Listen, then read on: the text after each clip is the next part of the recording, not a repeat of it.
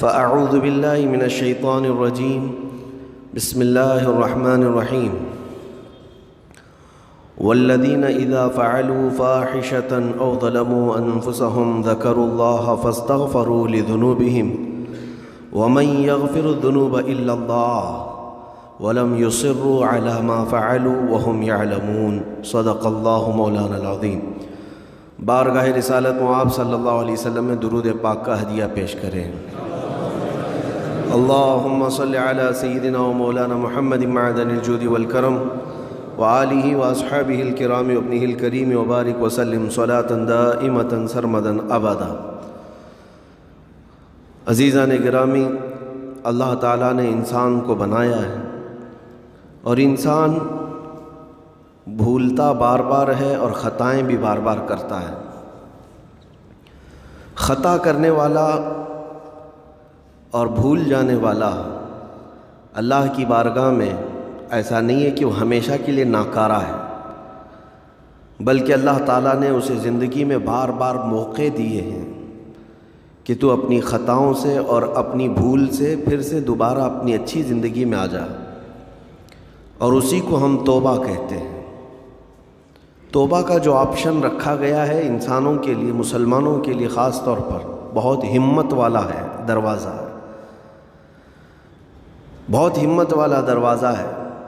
اور اسی وجہ سے حدیث پاک میں یہ ہے کہ گناہ کرتا ہے بندہ، پھر توبہ کرتا ہے، پھر گناہ کرتا ہے، پھر توبہ کرتا ہے، یہ کرتا رہتا ہے۔ فرشتے اللہ کی بارگاہ میں عرض کرتے ہیں کہ مولا یہ تو بار بار وہی کرتا ہے، پھر توبہ کرتا ہے۔ اگر ہمارے ساتھ کوئی غلطی ایک بار دو بار کر دے، تیسری بار تو ہم اسے چھوڑیں گے بھی نہیں۔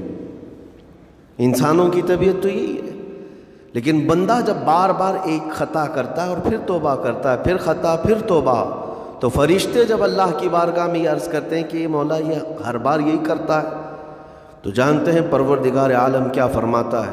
ارشاد فرماتا ہے، اے میرے فرشتوں، میرا بندہ مجھے رحمان سمجھتا ہے اس لیے بار بار توبہ کرتا ہے،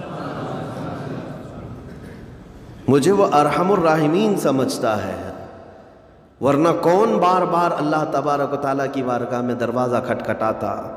تو رب تبارک و تعالیٰ ارحم الراحمین ہے، یہ تصور ہر مسلمان کے ذہن میں ہے، اس کی وجہ سے وہ کبھی مایوس نہیں ہوتا۔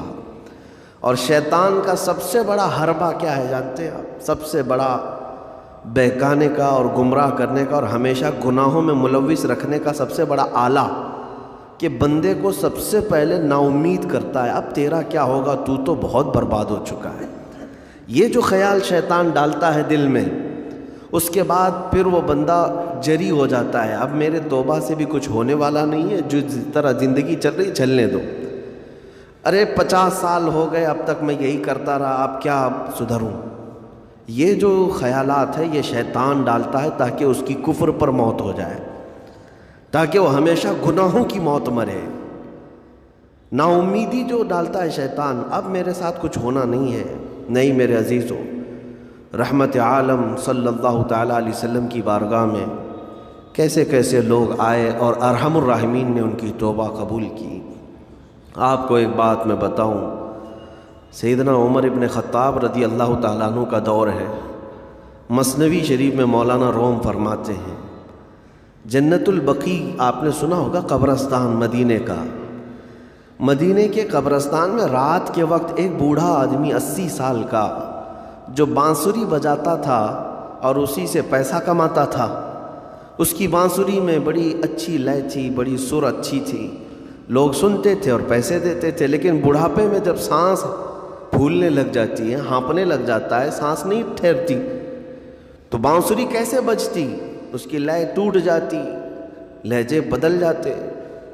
بوڑھا آدمی، اب اس کی بانسری سننے کو کوئی آتا نہیں تھا اور پیسے ملتے نہیں تھے، تھک ہار کر کے وہ آیا، رات کا وقت تھا، جنت البقیع قبرستان میں، 80 سال کی عمر کا ہو گیا، اس نے بانسری توڑ دی، کہا زندگی بھر جس چیز سے میں کماتا تھا اب میری سانسوں نے جواب دے دیا، جسم پھولنے لگا ہے، سانس زیادہ آنے لگ گئی ہے، اب میرا کھانا پینا کیسا چلے گا؟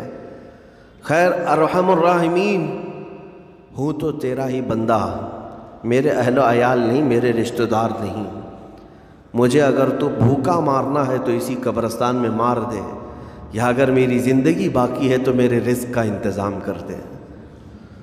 وہ رو رہا تھا 80 سال کی عمر میں۔ جب بندہ لاچار و مجبور ہوتا ہے تو پروردگار کو ہی یاد کرتا ہے۔ جانتے ہیں عمر ابن خطاب رضی اللہ تعالیٰ عنہ امیر المومنین مسجد نبوی میں تھے اور ان کی آنکھ لگی تھی، خواب میں رسول پاک صلی اللہ تعالیٰ علیہ وسلم تشریف لائے۔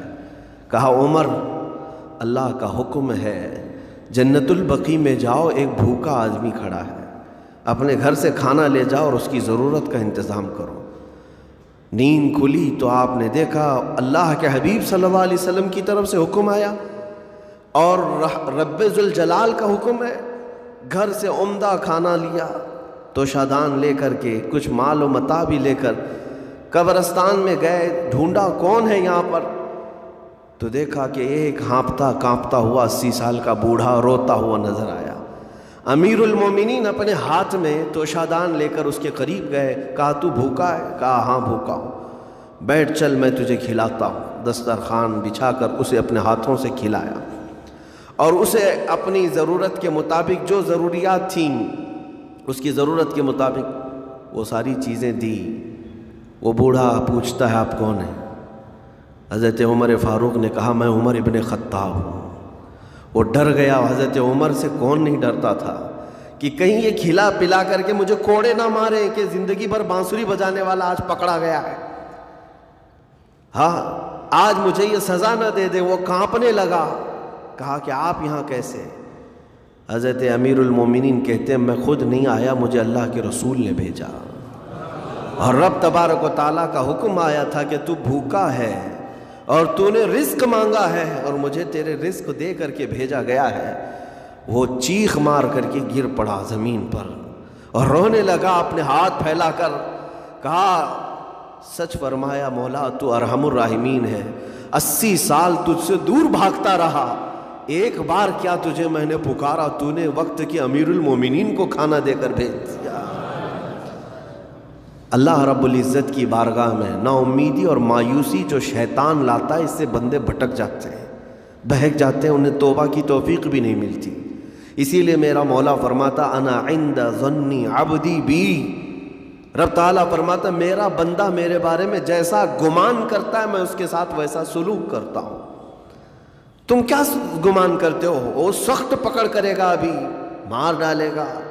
وہ غفار ہے، قہار ہے، جبار ہے، لیکن ساتھ میں وہ ستار بھی ہے، وہ رحمان بھی ہے، رحیم بھی ہے۔ اگر رب تبارک و تعالیٰ ہر چیز پر پکڑ کرتا تو ہمارا تو جینا ہی نہیں تھا، یہاں پر اتنے گناہ ہو چکے۔ اور وہ رب تعالیٰ فرماتا وسعت رحمتی کل شیء، میری رحمت نے ہر چیز کو گھیر رکھا ہے۔ اللہ رب العزت بندوں کو معاف کرنے کا اظہار زیادہ فرماتا ہے۔ اور جانتے ہیں آپ گناہ جب عام ہوتے ہیں، میں آپ کو اپنے گھر کی بات بتا دوں، میرے گھر میں آپ 4 دن کے مہمان بن کر کے آئے ہیں، کبھی میری کھڑکی توڑ رہے ہیں، کبھی دروازہ توڑ رہے ہیں، کبھی ہمارے گھر کے برتن پٹک رہے ہیں، کبھی فرشی اکھاڑ رہے ہیں، کب تک برداشت کروں گا؟ آپ کو نکال کر باہر کر دیں گے، مہمان نہیں، یہ بلا ہو گئی ہے، گھر سارا اجاڑ رہا ہے۔ ایک چیز پر چھوڑ دیا جائے، 2 چیز پر چھوڑ دیا جائے، یہ انسانوں کی فطرت ہے، انسانوں کی فطرت۔ لیکن رب کائنات اپنی کائنات میں ہم بندوں کو اتارا ہے، ہم نے کیا نہیں بگاڑا اس نے؟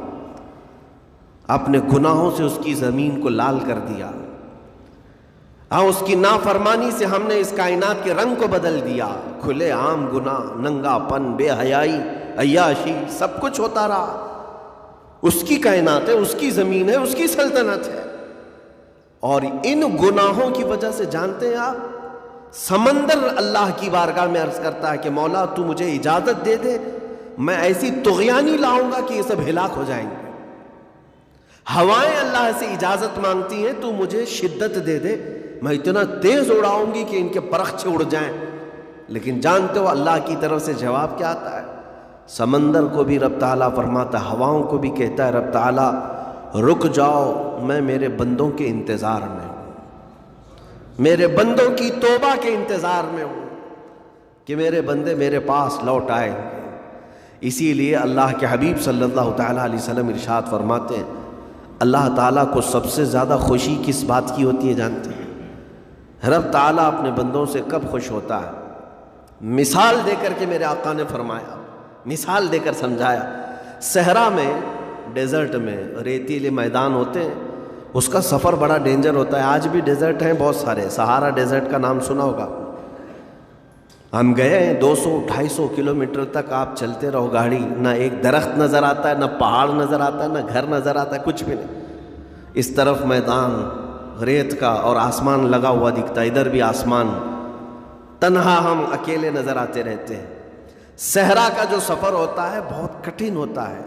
نبی پاک صلی اللہ تعالیٰ علیہ وسلم مثال دیتے ہوئے ارشاد فرماتے ایک بندہ اپنی اونٹنی لے کر، اس پہ ساز و سامان لے کر کھانے پینے کا صحرا کے سفر پر تھا، اور صحرا میں کھانا پانی بہت مقدار میں لی جاتی ہے کیونکہ کچھ ملتا نہیں، اور جلد سے جلد وہاں سے سفر گزار کر کے آنا۔ ایک بار اگر راستہ بھٹک گیا موت ہو جاتی، وہاں پہ راستہ ملے گا نہیں، جس طرف بھی جاؤ تو لگے گا سیدھا ہی چل رہا ہوں، ڈائریکشن ہی نہیں پتہ ہوتے صحرا میں۔ حضور پاک صلی اللہ علیہ وسلم فرماتے ہیں ایک بندہ صحرا کے سفر میں اپنی اونٹنی کے ساتھ ساز و سامان لے کر سفر پر تھا، بیچ راستے میں اسے نیند آئی، سویا، سو کر کے اٹھا تو دیکھا اس کی اونٹنی ساز و سامان کے ساتھ غائب ہے، صحرا میں، بیچ صحرا میں۔ اب جو سواری تھی وہ غائب ہے، کھانا پانی تھا وہ غائب ہے، کچھ نہیں ہے ساتھ میں۔ گھبرا گیا، پریشان ہوا، اپنی اونٹنی کو ڈھونڈتا ڈھونڈتا تھک گیا، کبھی ادھر کبھی ادھر، کبھی ادھر کبھی ادھر، ہر جگہ کہیں کوئی نشان نظر نہ آئے۔ اور جب سواری نہیں ہے تو اب کئی 100 کلومیٹر کا بغیر کھانے پینے کے کیسے سفر کرتا؟ تھک ہار کر کے دوسرا دن ہو کہ تیسرا دن ہو، ایک جگہ وہ بندہ سو گیا، پھر سے سو گیا، اب راستہ بھی نہیں ملتا۔ سویا تو نیند سے اٹھا جب تو دیکھا اس کی اونٹنی بھی موجود ہے، اس کا ساز و سامان بھی ہے۔ یہ مثال ہے، یہ مثال ہے۔ میرے آقا صلی اللہ علیہ وسلم صحابہ سے اب پوچھتے ہیں اے میرے صحابہ بتاؤ اس بندے کو جو صحرا میں گمشدہ اونٹنی جس کی مل جائے اسے خوشی کتنی ہوگی؟ صحابہ کہتے یا رسول اللہ اس کی تو جان میں جان آ گئی ہوگی، کیونکہ وہ جانتے تھے صحرا کا سفر کیا ہوتا ہے۔ کہا سب سے زیادہ اسے خوشی ہوگی کہ اس کا کھویا ہوا سامان مل گیا، کھوئی ہوئی سواری مل گئی۔ میرے آقا صلی اللہ علیہ وسلم فرماتے ہیں گمشدہ اونٹنی کے ملنے پر جیسے اس مسافر کو خوشی ہوئی، اس سے کئی زیادہ بڑھ کر کے رب تعالیٰ کو اس وقت خوشی ہوتی ہے جب ایک گنہگار بندہ واپس توبہ کر کے اس کی بارگاہ میں آتا ہے۔ رب تعالیٰ کی بارگاہ میں جب بندہ پلٹ کر کے آتا ہے، رب تعالیٰ فرشتوں پر اس بندے کو دکھا کر رشک کرتا ہے، ارشاد فرماتا ہے میرا بندہ میرے پاس آ گیا، میرا بندہ میرے پاس آ گیا ہے۔ میں نے قرآن پاک کی وہی آیت تلاوت کی ہے جس میں اللہ تعالیٰ فرماتا ہے وَالَّذِينَ إِذَا فَعَلُوا فَاحِشَةً أَوْ ظَلَمُوا أَنفُسَهُمْ ذَكَرُوا اللَّهَ فَاسْتَغْفَرُوا لِذُنُوبِهِمْ۔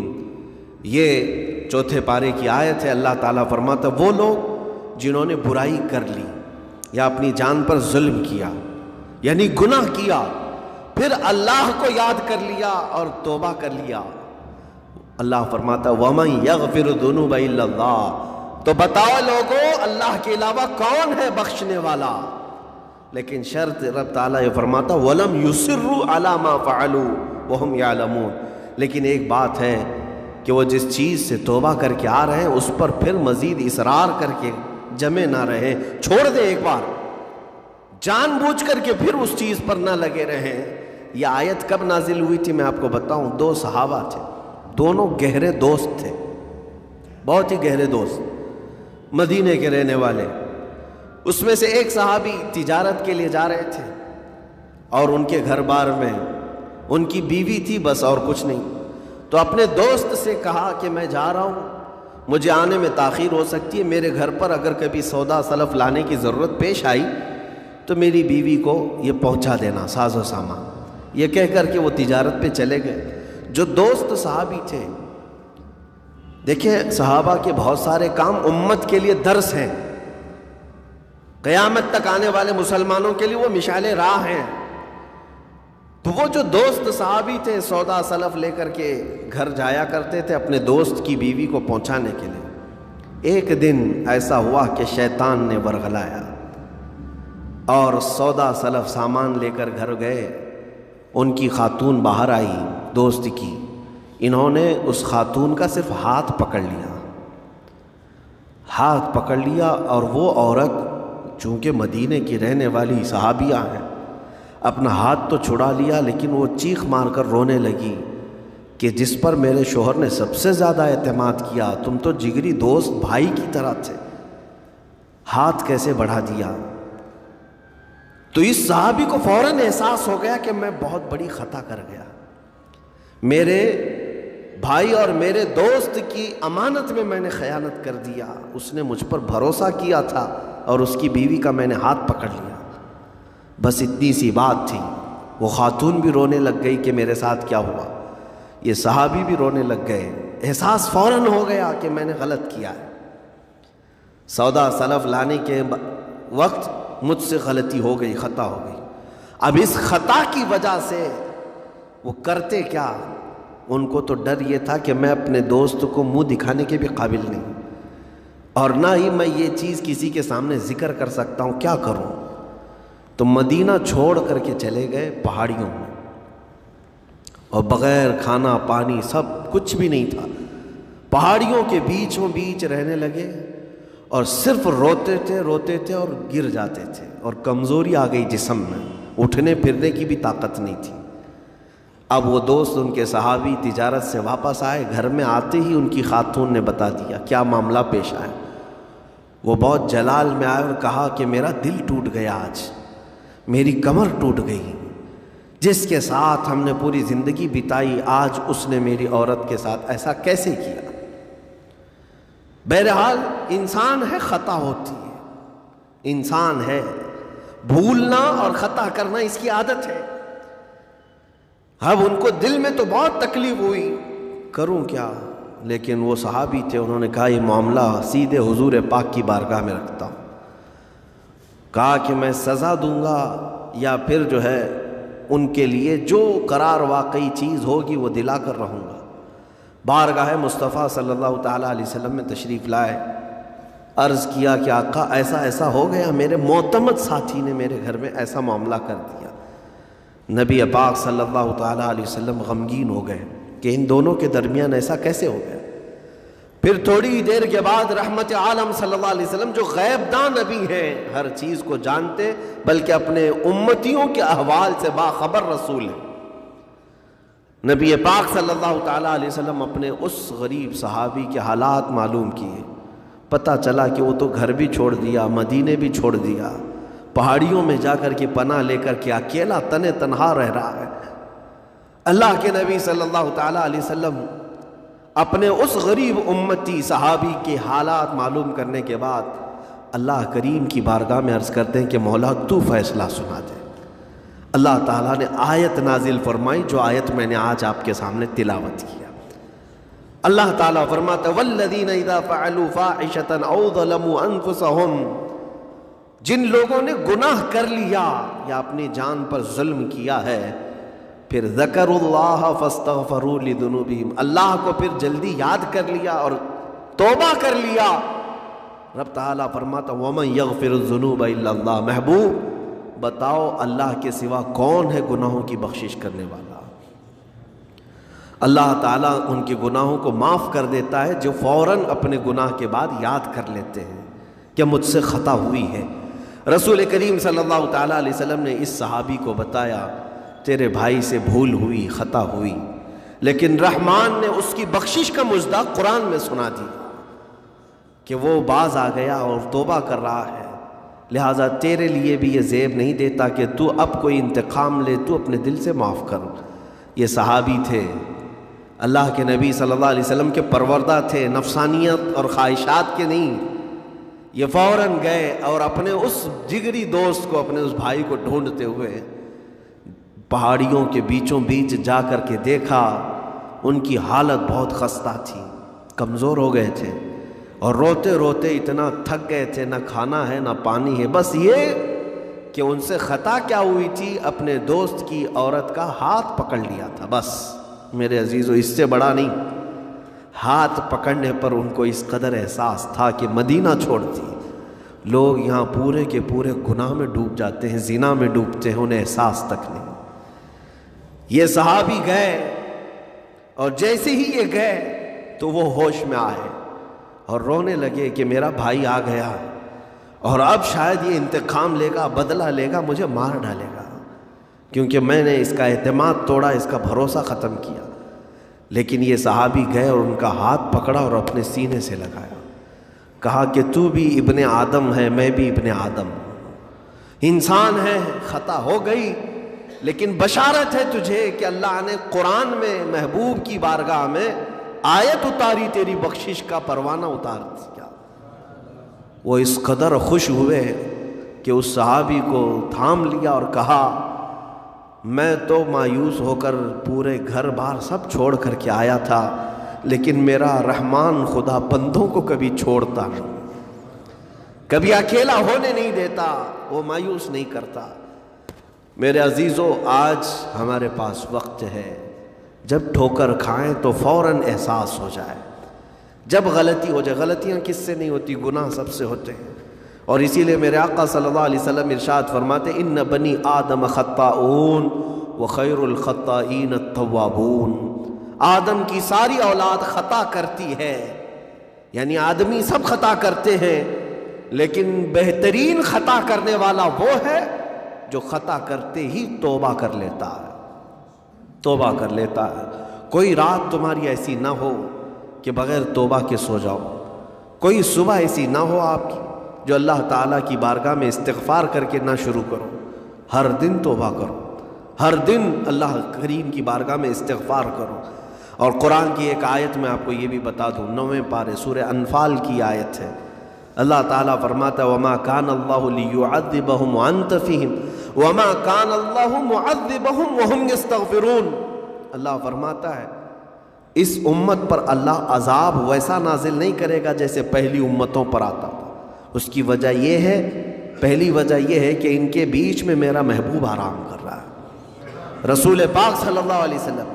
دوسری ایک وجہ رب تعالیٰ فرماتا ہے وَمَا كَانَ اللَّهُ مُعَذِّبَهُمْ وَهُمْ يَسْتَغْفِرُونَ، جب تک لوگ اللہ کی بارگاہ میں استغفار کرتے رہیں گے، استغفر اللہ ربی من کل ذنب واتوب الیہ، جب تک استغفار کرتے رہیں گے، اللہ فرماتا ہے اس قوم پر اللہ عذاب نہیں نازل کرتا۔